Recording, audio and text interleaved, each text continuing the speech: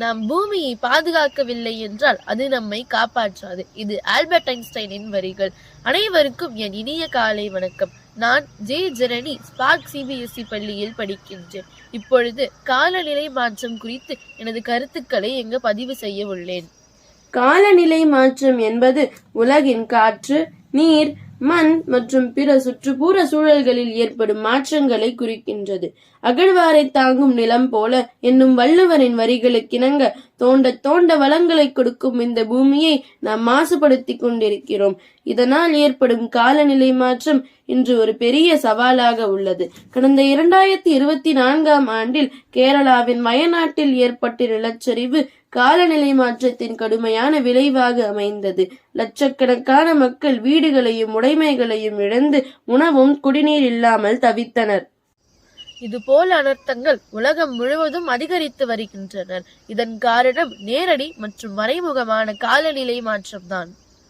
காலநிலை மாற்றம் என்பது தற்போதைய காலத்தில் நாம் எதிர்கொள்ளும் ஒரு பெரும் அச்சுறுத்தலாகும். இது நம் கிரகத்தின் நிலையான நிலையை அச்சுறுத்துகிறது. பூமியின் வெப்பநிலை கடந்த 100 ஆண்டுகளில் சராசரியாக 1.1 டிகிரி செல்சியஸ் அதிகரித்துள்ளது. இதன் காரணமாக பனிப்பாறைகள் உருகி கடல் மட்டம் உயர்ந்து மாலத்தீவு போன்ற தீவுகள் ஆபத்துக்குள்ளாகின்றனர். வெப்பநிலை உயர்வு, புயல்கள், வெள்ளம், வறட்சி போன்ற பேரழிவுகள் தொடர்ந்து அதிகரித்து வருகின்றன. இதனால் பல உயிரினங்கள் வாழ்விடங்களை இழந்து வருகின்றனர். இவ்வளவோ விலங்குகள், தாவரங்கள் மற்றும் இயற்கை வளங்கள் அழிந்து போனதை நாம் காண்கின்றோம். இந்த பேரழிவுக்கு முக்கியமாக காரணமாக மிதிவெப்ப வாயுக்கள், வன அழிப்பு போன்றவை உள்ளன. தொழிற்சாலைகளின் புகை மற்றும் வாகனங்களின் புகை இவை அதிக கார்பன் டை ஆக்சைடை உமிழ்கின்றனர். புற ஊதா கதிர்கள் மற்றும் அதிக வெப்பநிலை தரைமட்ட ஓசோனை அதிகரிக்கின்றது.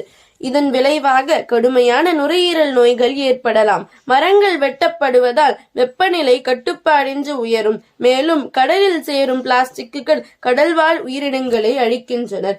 இந்த சூழ்நிலைகளை மாற்றுவதற்கான தீர்வுகளாக நாம் மரங்கள் நட வேண்டும். சூரிய சக்தி மற்றும் காற்றாடி போன்ற சுத்தமான எரிசக்தி பயன்படுத்த வேண்டும். கழிவுகளை மறுசுழற்சி செய்ய வேண்டும். பிளாஸ்டிக்குகளை தவிர்க்க வேண்டும். காலநிலை மாற்றம் என்பது எச்சரிக்கை மணியாக ஒலித்து இப்போதே மாற்றம் செய்யுங்கள், இல்லையெனில் எதிர்காலம் நம்மை மன்னிக்காது என்று உணர்த்துகிறது. நாம் இன்று செய்யும் சிறிய மாற்றங்கள் நாளை உலகத்தை காக்கும். காலநிலை மாற்றம் என்பது தனி மனிதனின் பிரச்சனை அல்ல, முழு உலகின் பிரச்சனையாக சவாலாக உள்ளது. எதிர்த்து போராடுவது நம் அனைவரின் கடமையாகும். இதற்காக நாம் ஒன்றிணைந்து செயல்பட வேண்டும். நன்றி, வணக்கம்.